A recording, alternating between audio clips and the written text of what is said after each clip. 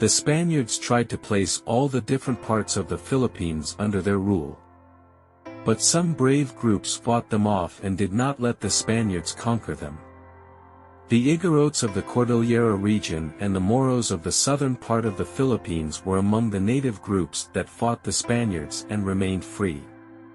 In this video, we will discuss the conquest by some native groups against the Spaniards, and why they've remained unconquered by the Spaniards.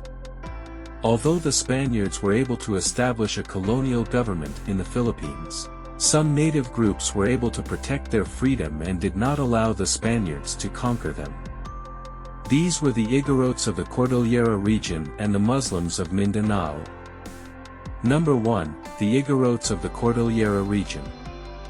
One of the major reasons why the Spaniards braved the mountainous area of northern Luzon was the news that the Igorots had gold. In the 16th century, the grandson of Miguel Lopez de Legazpi, Juan Salcedo, mounted an expedition in northern Luzon to search for gold. The succeeding governor-generals of the Philippines continued this search for the gold of the Igorots, but their efforts were futile.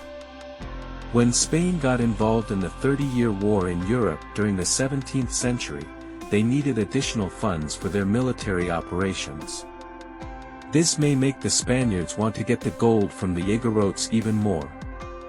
In 1620, they had ports built in the Igorot territory with the objective of controlling the Igorot people. However, the forts did not last and had to be abandoned. Despite the military expeditions they mounted to take over the territory of the Igorots, the Spaniards did not benefit from this effort. Their attempts were costly, difficult, and dangerous.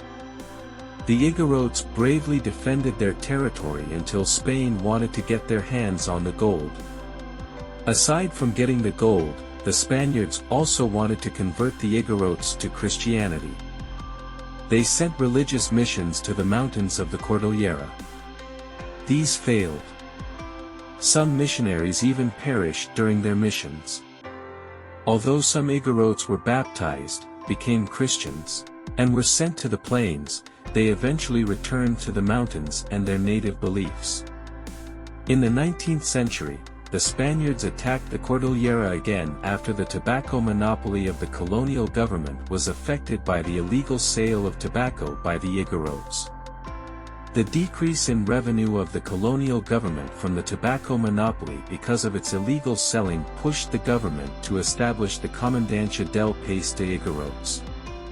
The command was headed by Colonel Guillermo Galbi. From 1829 to 1839, Galbi attacked the Igorot to stop the illegal sale of tobacco and to suppress their freedom. However, even if the Spaniards set fire to their houses and farms and many Igorots died from the smallpox and from the combat, they did not succeed in conquering the Igorots. Despite the hardship and suffering experienced by the Igorots, they did not let the Spaniards take away their freedom. If you are still watching, please answer these questions. What were the objectives of the Spaniards in trying to conquer the Igorots?